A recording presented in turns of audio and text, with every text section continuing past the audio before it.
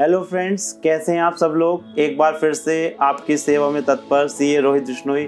इस बार मैं एक ऐसा टॉपिक लाया हूं जिसके बारे में आप सब लोगों को हो सकता है पता है, बट उसमें बहुत सारी चीज़ें ऐसी हैं जो आप नहीं जानते हैं और कैसे अपनी रिटर्न्स को आप मैक्सिमाइज कर सकते हैं। और आज का जो हमारा टॉपिक है वो है fix deposit schemes. Fix deposit कितने तरह के होते हैं, कैसे क्या उसमें हम हर एक महीने में ब्याज ले सकते हैं या मैच्योरिटी उसकी 12 महीने में, 1 साल में कितना सबसे ज़्यादा ब्याज कहाँ पर मिलेगा, ये सारी चीज़ें हम इसमें डिस्कस करने वाले में हैं।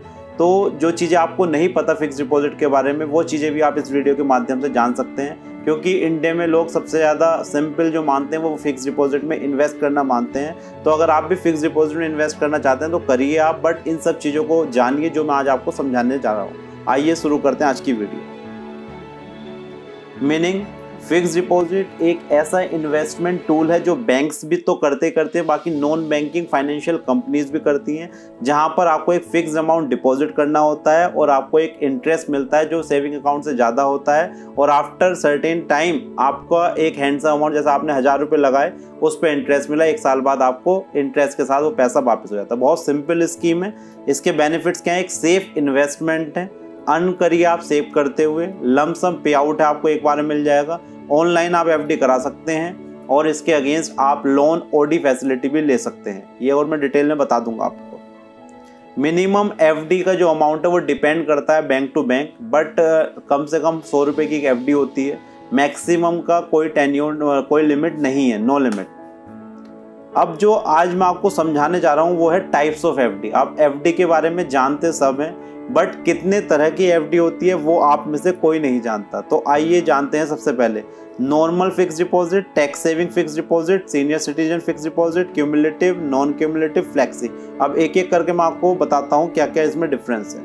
नॉर्मल फिक्स डिपॉजिट आप सब लोग जानते हैं। नॉर्मल में क्या होता है, आप एक लमसम अमाउंट देते हैं, अपना टेन्योर चूज करते हैं, 2 साल, 5 साल, 4 साल, और उस टेन्योर के बाद आपको जो प्रिंसिपल अमाउंट था प्लस इंटरेस्ट था वो आपको मिल जाता है। That is a normal fix deposit. इसमें कुछ मतलब बहुत सिंपल है, आप लोग यही ज़्यादातर करते हैं। अब आता है एक tax saving fix deposit. Tax saving fix deposit क्या होता है? अगर आपका टैक्स बन रहा है और आप चाहते हैं 80C में टैक्स में छूट लेना, तो एक 5 साल का फिक्स डिपॉजिट होता है, वो आप करते हैं, उसे बोलते हैं टैक्स सेविंग फिक्स डिपॉजिट। इसमें मैक्सिमम अमाउंट 1.5 लाख रुपए हो सकता है। इसका टेन्योर 5 साल होता है। इसका रेट ऑफ इंटरेस्ट जनरली कम होता है और इसके अगेंस्ट आपको लोन भी नहीं मिलता है। तो ये है टैक्स सेविंग फिक्स डिपॉजिट। बहुत कम लोग इसे लेते हैं क्योंकि टैक्स सेविंग के और बहुत सारे ऑप्शंस मार्केट में आ चुके हैं। थर्ड है सीनियर सिटीजन फिक्स डिपॉजिट। जो भी सीनियर सिटीजन कोई फिक्स डिपॉजिट कराता है उसे बोल देते हैं senior citizen fix deposit. Senior citizen में सबसे ज़्यादा बेनिफिट क्या है? जो रेट ऑफ इंटरेस्ट एक नॉर्मल इंसान के लिए है, आपको 0.50 से 0.75% एक्स्ट्रा मिलेगा अगर आप सीनियर सिटीजन हैं तो आप यहाँ पर बेनिफिट ले सकते हैं। आपके जो पेरेंट्स, आप उनके नाम से एफडी कराइए तो आपको रेट ऑफ इंटरेस्ट जो हो ज़्यादा मिलेगा और रिटर्न्स आपकी मैक्सिमाइज होगी। जैसे कि मैंने आपको बताया था, हमारा मेन पर्पस क्या है? रिटर्न्स को मैक्सिमाइज कराना। एफडी के बारे में सब कुछ जानते हैं, बट मेरा मेन पर्पस है कि आप इसे कैसे सिस्टमेटिकली तरीके से, लीगल तरीके से अपने रिटर्न्स बढ़ा सकते हैं। तो this is one way out. अब आता क्यूमुलेटिव, नॉन क्यूमुलेटिव। क्यूमुलेटिव और नॉर्मल फिक्स डिपॉजिट सेम है। क्यूमुलेटिव में आपने एक बार पैसे दिए, एक सर्टेन अमाउंट ऑफ टाइम आपको पैसे रिटर्न होगा, that is a cumulative. Non cumulative क्या होता है? ये सीनियर सिटीजन्स के लिए, या जो लोग चाहते हैं कि हमारे हर एक महीने इंटरेस्ट के पैसे आते रहें, उसके लिए बहुत बढ़िया है। नॉन क्यूमुलेटिव में क्या होता है? आपने 10 लाख रुपए लगाए, उस पर इंटरेस्ट 8% है, उसकी कैलकुलेशन हुई, डिवाइड बाय 12 हुआ, हर एक महीने आपके खाते में पैसे आते रहेंगे, that is called non cumulative. इसमें इंटरेस्ट हमारा इकट्ठा नहीं हो रहा, हाथों हाथ हमें पे हो रहा है। तो जब हमारी ये वाली एफडी खत्म होती है तो जो प्रिंसिपल अमाउंट होता है वही हमें रिटर्न होता है, क्योंकि जो हमारा इंटरेस्ट का अमाउंट होता है वो हमें मंथली या क्वार्टरली या हाफ ईयरली, जो भी आप चूज करते हैं, उस पे आउट में मिलता रहता है। That is called non cumulative. अब एक लास्ट एफडी आती है फ्लेक्सी फिक्स डिपॉजिट।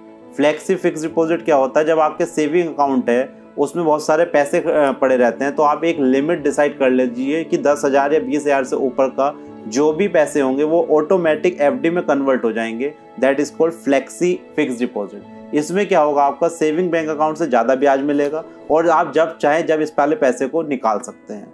तो that is called flexi fix deposit. तो ये थे टाइप्स ऑफ फिक्स डिपॉजिट। आप अपने अकॉर्डिंग, अपनी नीड के हिसाब से, अपने इंटरेस्ट पे आउट के हिसाब से इसे चूज कर सकते हैं। जनरली ये सब चीज़ें नहीं पता होती। मेरा मेन पर्पस ये है कि आपको किस तरह की नीड है, आप अपने इन्वेस्टमेंट से क्या चाहते हैं, लमसम पे आउट चाहते हैं, मंथली पे आउट चाहते हैं, आप उसके अकॉर्डिंग इन्वेस्टमेंट करिए, और वो भी अपने पसंदीदा टूल में, क्योंकि एफडी सबकी पसंद होती है, ईजी है, रिलायबल है, कोई दिक्कत नहीं है। अब हम बात करते हैं आगे। टाइप्स मैंने आपको बता दिए हैं। कौन ओपन कर सकता है? कोई भी जो रेजिडेंट इंडियन है, नॉन रेजिडेंट नहीं कर सकता है, वो ओपन कर सकता है। How to open? Banks, post office, online कर सकता है, मैनुअली भी जाकर कर सकते हैं, 1 क्लिक अवे है। लॉक इन पीरियड जो है इसका 7 डेज मिनिमम एफडी होती है और मैक्सिमम 10 ईयर्स का होता है। लोन अगेंस्ट एफडी, अगर आपने एफडी करा रखी है, आप बैंक वालों से कहिए कि हमें इसके अगेंस्ट लोन चाहिए, तो एक ओडी दे देते हैं, ओवरड्राफ्ट फैसिलिटी। फॉर एग्जांपल आपने 3 लाख की एफडी कराई, आपने कहा मुझे ओडी चाहिए, तो 80 या 90% उन्होंने ओडी देते हैं, 2.5 लाख रुपए की एक लिमिट दे देंगे। आप जितने पैसे निकालोगे उस पर इंटरेस्ट लग जाएगा, अगर नहीं निकालोगे तो कोई इंटरेस्ट नहीं लगेगा, आपकी एफडी का जो इंटरेस्ट है वो एज इट इज रहेगा। तो ये बहुत ही बढ़िया ऑप्शन रहता है लोन अगेंस्ट एफडी का, लोगों को पता नहीं रहता। अगर आपको जरूरत होती है तो लोग क्या करते हैं, अपनी एफडी तुड़वा देते हैं, तो पर एफडी तुड़वाने की यहाँ पर कोई रिक्वायरमेंट नहीं है। आप अपनी एफडी एज इट इज रखिए, उसके अगेंस्ट ओवरड्राफ्ट फैसिलिटी लीजिए, जो आपकी पर्टिकुलर सर्कमस्टांसेस के लिए पैसे की जरूरत है वो उससे फुलफिल हो जाएगी, और आपकी एफडी का जो इंटरेस्ट है टूटेगी नहीं, वो एज इट इज बना रहेगा। तो इस वाले ऑप्शन भी आप एक्सरसाइज कर सकते हैं, लोन अगेंस्ट एफडी, बहुत बढ़िया, मैंने खुद ले रखा है। टैक्स ट्रीटमेंट, जो इंटरेस्ट मिलेगा, आपने अगर 10 सालों के लिए, 5 सालों के लिए एफडी कराई है, तो जो इसका इंटरेस्ट है वो ईयर्ड बेसिस पर टैक्सेबल होता है। आप बैंक से डिटेल ले सकते हैं, हमारा इस साल कितना इंटरेस्ट लगा है, और उस इंटरेस्ट को अदर सोर्सेज में लेकर टैक्सेबल ऐड करेंगे और टैक्स लगेगा उस पर। टीडीएस का सेम है, 10% लगेगा अगर 40,000 से ज़्यादा है नॉर्मल केस में, और अगर सीनियर सिटीजन है 50,000 से ज़्यादा है तो टीडीएस कटेगा। दूसरी एक चीज़ और, अगर आपने पैन नहीं दिया है या पैन गलत हो गया, गलत फीड हो गया है सिस्टम में, बैंक की गलती की वजह से, आपकी गलती की वजह से, तो 20% टीडीएस कटेगा। तो ये इंश्योर कर लें कि जो आपका एफडी पर अगर टीडीएस कट रहा है वो सही कट रहा है, नहीं कट रहा है, एक बार वेरीफाई जरूर कर लें इस चीज़ को। और अगर आपको लगता है कि मैं इनकम टैक्स के दायरे में नहीं आता हूँ, तो फॉर्म 15G और 15H जरूर सबमिट कराएं। अगर आप सीनियर सिटीजन है तो 15H आपको सबमिट कराना है, और other than senior citizen 15G आपको सबमिट कराना है। Premature withdrawal generally not allowed, but premature आप इसे ले सकते हैं, आपकी कुछ पेनल्टी, कुछ चार्जेस कटेंगे, तो आप पहले भी एफडी को तोड़वा सकते हैं, कोई बड़ी बात नहीं है। रेट ऑफ इंटरेस्ट डिपेंड करता है बैंक टू बैंक, अगर आप किसी बैंक में जाएंगे उसका अलग हो सकता है, दूसरी बैंक में जाएंगे अलग हो सकता है। और ये जो एफडी है वो नॉन बैंकिंग फाइनेंस कंपनी है, जो रिलायबल एनबीएफसी होती हैं, आप वहाँ से भी ले सकते हैं। मैं आपको इसका डिस्कस भी करूँगा कि कहाँ पर रेट ऑफ इंटरेस्ट ज़्यादा है आगे। नॉमिनेशन, ये बहुत ही इंपॉर्टेंट पॉइंट है, मैं हर एक वीडियो में इसे बता रहा हूँ कि जब भी आप कोई भी इन्वेस्टमेंट करते हैं, अपने नॉमिनीज की डिटेल्स जरूर फिल करिए, और टाइम टू टाइम अगर आपको लगता है उसमें अपग्रेडेशन कराने की ज़रूरत है तो अपग्रेड करिए। जनरली क्या होता है, हम लोग पेरेंट्स का नाम लिख देते हैं, हो सकता है उनकी डेथ हो जाए, तो उसके बाद हम अपडेट नहीं कराते हैं, तो उसे अपडेट जरूर कराइए, क्योंकि नॉमिनी का फीचर बहुत जरूरी होता है। In case of death easily fund मिल जाता है नॉमिनी को। अब मैं एक चीज़ और बताऊंगा, आप देखते हैं जब भी आप एफडी कराते हैं तो उसमें फीचर्स होते हैं compounded monthly, compounded quarterly, compounded half yearly, compounded annually. तो इसका क्या मीनिंग होता है, मैं एक एग्जांपल से आपको बताता हूँ इस चीज़ के लिए। फॉर एग्जाम्पल मैंने 1 लाख की एफडी कराई, 7% इंटरेस्ट है इसमें, और इसमें जो इंटरेस्ट लगेगा वो कंपाउंडेड होगा मंथली।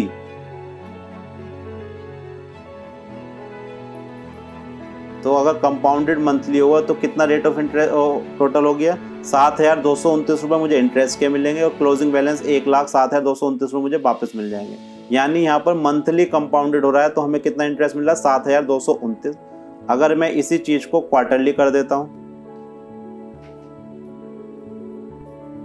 तो इंटरेस्ट वहां मिल रहा है 7,229, यहाँ हो गया 7,186 रुपये, यानी इंटरेस्ट कम हो गया है। अब मैं इसे हाफ ईयरली कर देता हूं तो ये और कम हो गया 7,122, और अगर मैं ईयरली कर देता हूं तो ये फ्लैट 7,000 रुपये हो गया। कंपाउंडेड का मीनिंग समझिए, अगर आपसे कोई कह रहा है कि आपने एफडी कराई है कंपाउंडेड मंथली, इट मींस उस एफडी पर इंटरेस्ट मंथली लगेगा और उस प्रिंसिपल में वो इंटरेस्ट मंथली जुड़ेगा, फिर अगली बार उस इंटरेस्ट के ऊपर इंटरेस्ट लगेगा।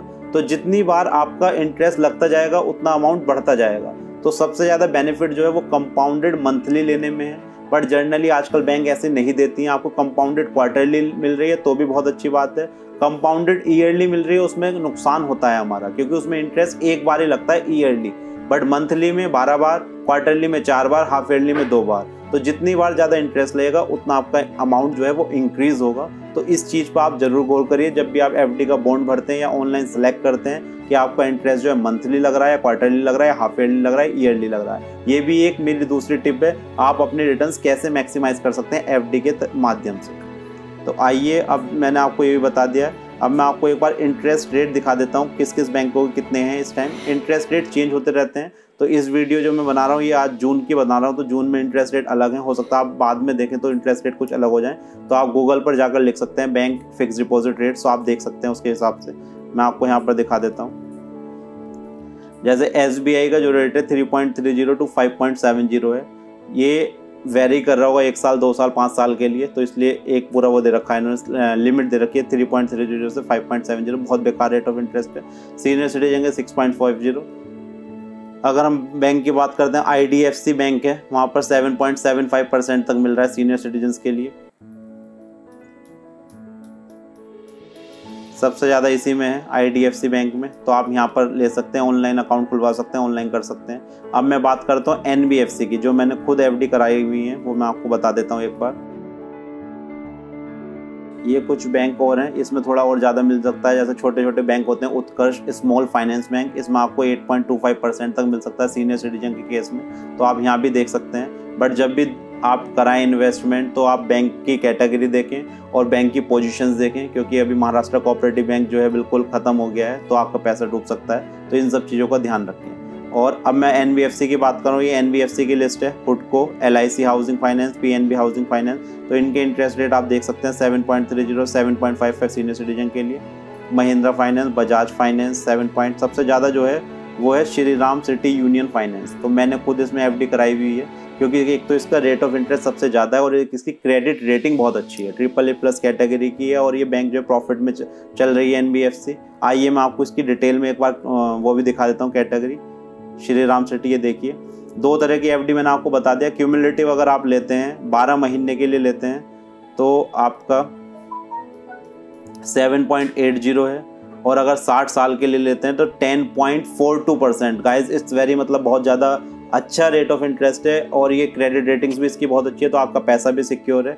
और नॉन क्यूमुलेटिव में भी आप देखेंगे तो 8.47, 8.75% तक ईयरली यील्ड आ रही है अगर आप 5 साल वाली FD लेते हैं, तो बहुत ही अच्छी स्कीम है, आप इसे यहाँ से ले सकते हैं। और सीनियर सिटीजन के लिए 0.25% एक्स्ट्रा मिलेगा, तो आप इस वाली स्कीम को ऑप्ट कर सकते हैं। अपने पापा मम्मी के नाम से कराइए, हाईएस्ट रेट ऑफ इंटरेस्ट है, हाईएस्ट क्रेडिबिलिटी है NBFC सेक्टर की। अगर मैं बात करूं तो आप यहां पर इसे ले सकते हैं। ये जस्ट एक ओपिनियन है, कोई बर्डन नहीं है, कोई मैं एडवर्टाइजमेंट नहीं कर रहा हूं किसी भी चीज़ का। आप अपनी मर्जी से चूज़ कर सकते हैं, और एक मैं अपनी ओपिनियन दे रहा हूँ। तो गाइज़ ये थी एक FD के बारे में सारी चर्चा। अब मैं आपको एक कैलकुलेशन भी दिखा देता हूँ इसकी, कि आप FD में कितने पैसे लाएँ, कितने बन सकते हैं। अगर आप 15 लाख रुपए फिक्स डिपॉजिट करते हैं, rate of interest for example मैं अगर श्री राम को लेता हूँ 10.50 है, और ये 10 साल तक आप पैसे लगाते हैं, फॉर एग्जांपल 9.50 है, तो आपका एक कॉर्पस 15 लाख से हो जाएगा 38,64,083 रुपये, और 23,64,083 रुपये का आपको इंटरेस्ट मिलेगा। तो आप इस तरह से कैलकुलेट कर सकते हैं कि कितना मैं अमाउंट लगा के कितना मेरी मैच्योरिटी होगी। और जब भी आप ऑप्शन चूज़ करें, सारे ऑप्शन को एनालिसिस करें और आपकी रिक्वायरमेंट क्या है उसके अकॉर्डिंग ही FD का ऑप्शन चूज़ करें, क्योंकि FD एक ऐसी चीज़ है जिसे आप अपने हिसाब से मॉडिफाई कर सकते हैं बैंक टू बैंक। अपनी कैटेगरी, आपको मंथली पे आउट चाहिए, क्वार्टरली पे आउट चाहिए, क्यूमुलेटिव, नॉन क्यूमुलेटिव, जैसे कि मैंने आपको सबको बताया। और अपने सेविंग अकाउंट के साथ फ्लेक्सी आज से ही स्टार्ट कर दें, क्योंकि सेविंग अकाउंट में काफ़ी बार ऐसा होता है 10-10, 15-15 लाख रुपए पड़े रहते हैं, बट लोगों को पता नहीं रहता ऑटो FD का ऑप्शन। तो आप उसे ज़रूर लीजिए, उससे क्या होगा, आपका जो सेविंग अकाउंट में इंटरेस्ट है उससे ज़्यादा मिलेगा। तो गाइज़ ये थी सारी डिटेल्स फिक्स डिपॉजिट के बारे में। मैं आशा करता हूँ आपको ये वीडियो पसंद आई होगी, और अगर आपको कोई भी कमेंट है, किसी भी तरह की कोई क्वेरी है, तो आप कमेंट बॉक्स में ज़रूर लिखिए, मैं 100% आपको रिप्लाई करूँगा। और मेरी वीडियोस को लाइक करते रहिए, और चैनल को अगर सब्सक्राइब नहीं करा है, चैनल को ज़रूर सब्सक्राइब करिए। हम फिर मिलेंगे अगली वीडियो में। Bye bye, thank you.